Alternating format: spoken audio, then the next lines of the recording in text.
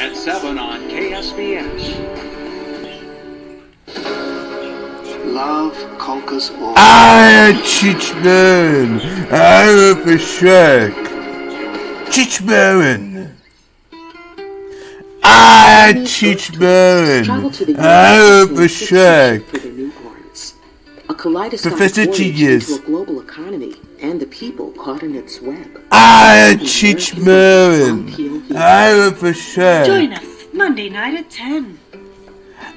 Cheech Marin. I love the This is shrek. KSBS. Tito, bonzai, and ramone.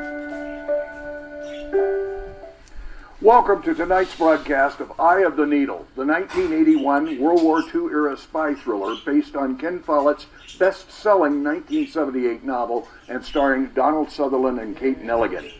I'm Sean Higgins, your host for this evening's movie, which kept audiences on the edge of their seats when it was first released, and it still does. Here are 4 good reasons to watch this film. It's at first charming and later powerfully tempestuous Storm Island scenes were filmed on location on the Isle of Mull, one of the islands forming Scotland's Inner Hebrides. The cinematographer is Alan Hume, who later worked on a couple of the Roger Moore as James Bond films and a few Hammer Studios horror classics. Not to mention George Lucas's Return of the Jedi, Andrei Konchalovsky's action thriller Runaway Train, and the crime comedy A Fish Called Wanda. Hume's World War II experiences as a member of the Royal Navy no doubt informed his fine work on tonight's movie. As well directed and well filmed as is tonight's film, its musical score deserves note. It was the next to last score of the esteemed Hungarian-American composer Miklos Rózsa. Listen closely and you'll hear a few bars that echo his previous score for Ben-Hur, arguably the finest film score of all time. A third reason to watch. The film's director, Richard Marquand, brought Eye of the Needle in on time and on budget, which so impressed George Lucas that he hired Marquand to direct Star Wars Return of the Jedi. Marquand had directed only 2 previous films before Eye and would live to make only 3 more after Jedi, his last film being the ill-received Bob Dylan movie Hearts of Fire. It's said, in fact, that Hearts of Fire killed Marquand, who died of a stroke within the year it was made. He was only 49. Reason 4, the film positively impacted the careers of author Ken Follett and Canadian actors Donald Sutherland, already an established star, and Kate Nelligan, who had no trouble finding work thereafter. Now please join me as the action unfolds in an effort to identify and apprehend the clever, ruthless, deadly Eye of the Needle on Saturday Night Cinema. Return of the Jedi. Star Wars, Return of the Jedi.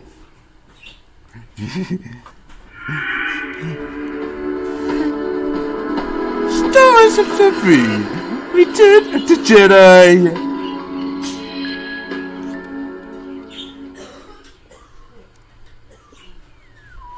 Star Radio. This is Bruce Davids from London. Around me, the city is in flames from the German bombs dropped last night by Hitler's Luftwaffe. The countless dead are being dug from the rubble. And on the coast of France, the German armies wait for this country to surrender. But English troops are fighting back. And in the skies, the young men of the Royal Air Force are struggling against the Nazi forces which only a year ago invaded Poland, swept through France, and left this country standing alone in a conflict which, if lost, could destroy the free world.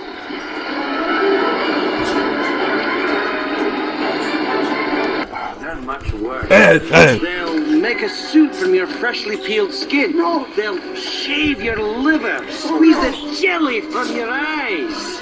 Actually, it's quite good on toast. Back! Backstage! Back! I warn you!